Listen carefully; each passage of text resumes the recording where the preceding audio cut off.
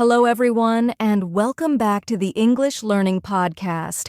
I'm your host, Sarah, and I'm so happy you're here today. If you want to speak English more naturally and fluently, today's episode is going to help you a lot. Hey everyone, I'm Bill, your co-host. It's great to have you with us.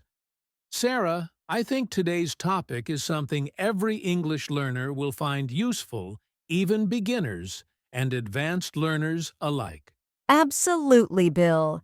Today we're talking about 20 most common English words you must know. These words might sound simple, but they are actually the foundation of English communication. That's right. You'll hear these words in almost every English conversation, movies, songs, daily talk, everywhere. And here's something interesting. According to language studies, the 20 most common English words make up about 1/3 of everything we say and write in daily English. Wow, that's amazing. So if you master just these 20 words, you can already understand and build many English sentences. Exactly. And in this episode, we're not only going to tell you what these words are, we'll also explain how to use them, give examples, and even show you how they appear in real conversations. So make sure you listen carefully, repeat after us, and maybe take some notes if you can. By the end of this episode, you'll have a strong foundation to speak and understand English better. Yes, and don't worry, we'll keep it fun, easy, and very practical. Ready to begin, Sarah? I'm ready. Let's get started with why these 20 common words are so important. Before we jump into the list, let's talk about why these common words really matter. Bill, so many English learners think they need to learn thousands of words to speak fluently, right? Yes, exactly.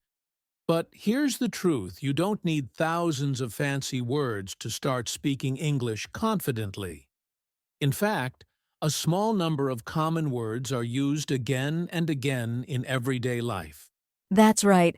Think about it when you listen to native speakers. Most of the time they're using simple, short words like I, you, thee, to, or is. These little words connect sentences and help ideas flow naturally. Exactly. They're like the building blocks of English. Without them, sentences just don't make sense. For example, listen to this.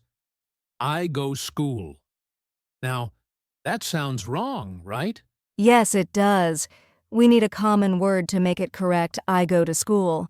That small word to makes all the difference. Perfect example, Sarah. So, when learners focus on these common words, they start to understand sentence patterns and rhythm. It becomes easier to think in English, not just translate from their native language. And that's the goal, to think in English, not just memorize it. These 20 words are like keys. Once you learn how to use them naturally, you can unlock hundreds of new sentences. Exactly. So, everyone listening, don't underestimate simple words. They're powerful, and mastering them will make your English sound more fluent and natural.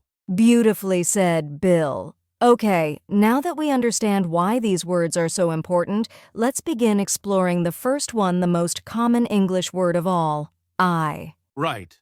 I is a subject pronoun. For example, I am happy or I like coffee. Here's a short conversation. I'm Sarah. I teach English every day. And I'm Bill, and I love helping learners. Simple, right? Tip: always write I as a capital letter, even in the middle of a sentence. Word 2. You, the next word, is you. We use you when we talk to another person. For example, you are my friend, or you speak English well. You look happy today. Yes, because I learned new English words. Tip: you is both singular and plural. You can say you to one person or many. Word 3, the. Next, we have the. It's called a definite article. We use it when we talk about something specific. For example, the sun, the book on the table, the teacher. Where's the phone? It's on the table. Tip the is the most used word in English. Word 4, is. The next one is is. It comes from the verb to be. We use it with he, she, or it. For example, she is kind or it is cold today. Where is Sarah? She is here. Tip we often contract is with other words like she's, its, or he's. Word 5, and next is and.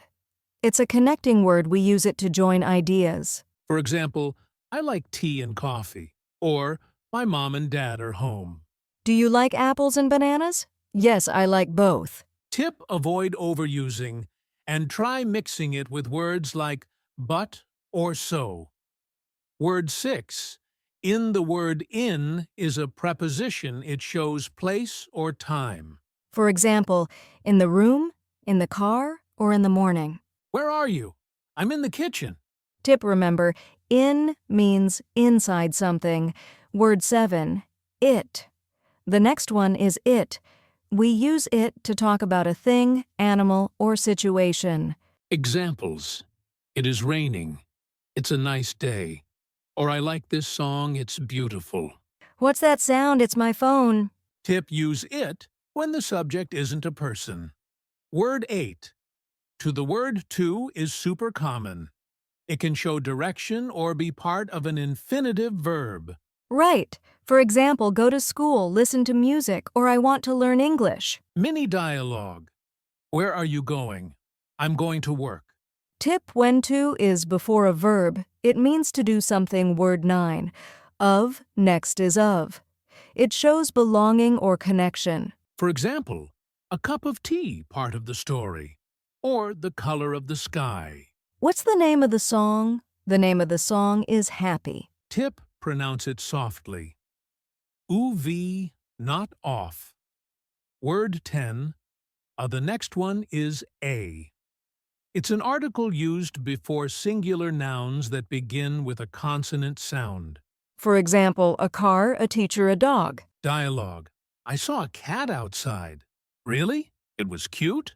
Tip use a before words that start with consonant sounds and an before vowel sounds. Word 11, that. Next is that. It can be a pronoun or a connector. For example, that is my book. Or I know that you're busy. Dialogue. Who's that? That's my friend. Tip that can point to something not close to you. Word 12, for. Now we have for. It shows purpose, reason, or time. For example, this gift is for you. I've lived here for 5 years. Is this message for me? Yes, it's for you. Tip 4 often answers why or how long. Word 13, with, next word, with, it means together or using. Examples. I'm with my friends. I write with a pen. Who are you with?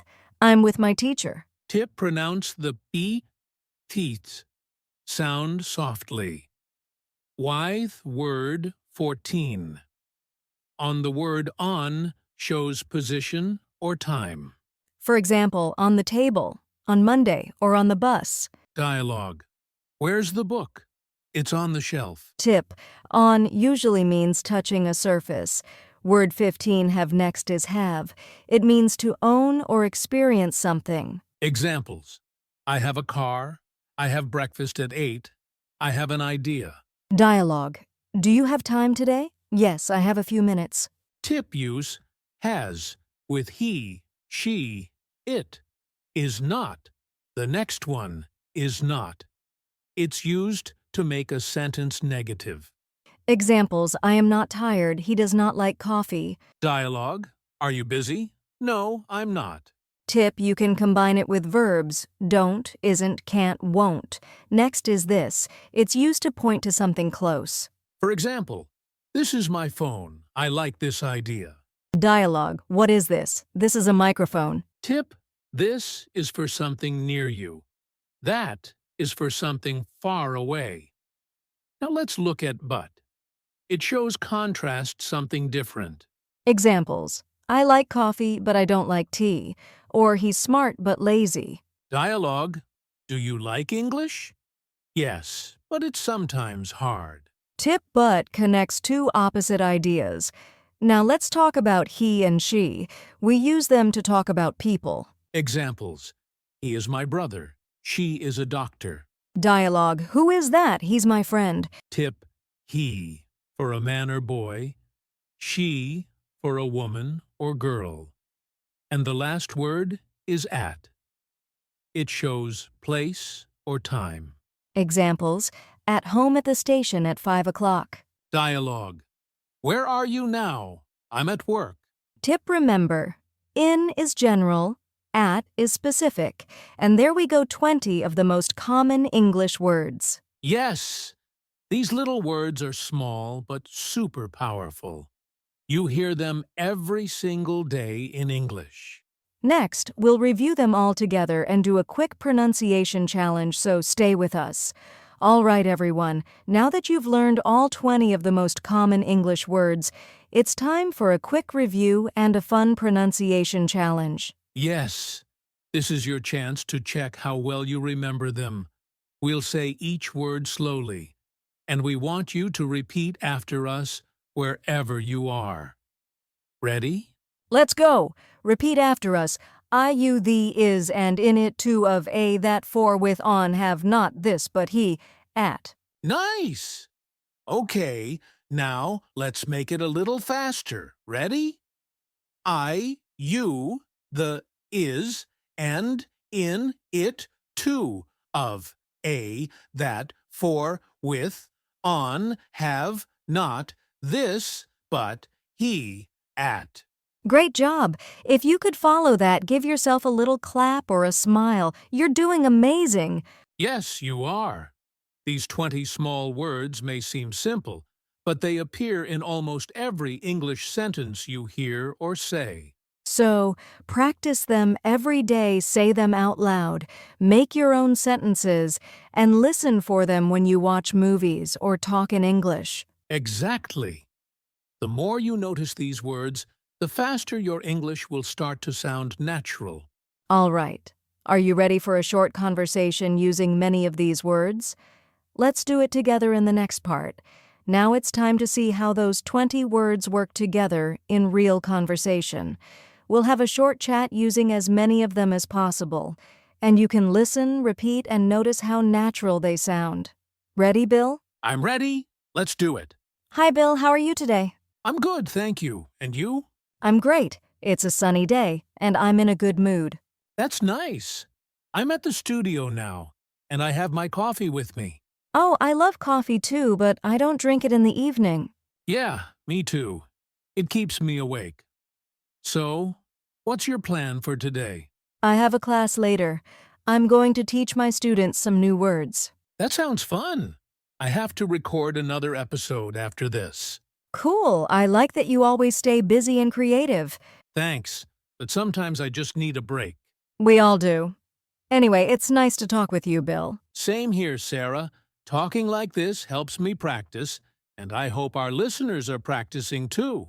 Yes. Try to notice all the small words we just used: I, you, the, is, and, in, it, to, of, a, that, for, with, on, have, not, this, but, he, at. They were all there in our little chat.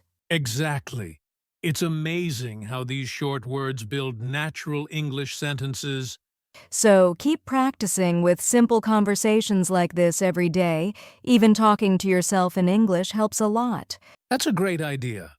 Now, let's share a few final tips for mastering these common words. All right, everyone, now that you know the 20 most common English words and how to use them, let's talk about how you can master them in daily life. Yes, the best way to master these words is to use them every single day. You don't need to wait for a special time, just include them in your normal routine. Exactly. For example, try shadowing. That means listening to a short English video or podcast and repeating what you hear at the same time. You'll notice these small words come up again and again. Another great way is to speak to yourself in English. For instance, say out loud, I am at home. I have a book. It is on the table. This simple self-talk builds confidence and memory. Yes, and you can also write short sentences in a notebook using these words. Maybe describe your day like, I'm in the kitchen. It's cold. I have tea, it's quick, easy, and powerful. And don't forget listening. When you watch movies, shows, or YouTube videos in English, try to notice how often these words appear. Right. You'll realize they're everywhere. Once you start noticing them, your brain will remember them naturally. That's the secret consistent, small practice. These tiny words are the foundation of fluent English. Beautifully said, Bill. All right, let's wrap up with a short closing message for our amazing listeners. And that brings us to the end of today's episode, 20 Most Common English Words You Must Know. We hope this lesson helped you understand how powerful these small words can be. Yes, they might look simple, but they're the real foundation of English. If you practice using them every day, your speaking and listening will improve faster than you think.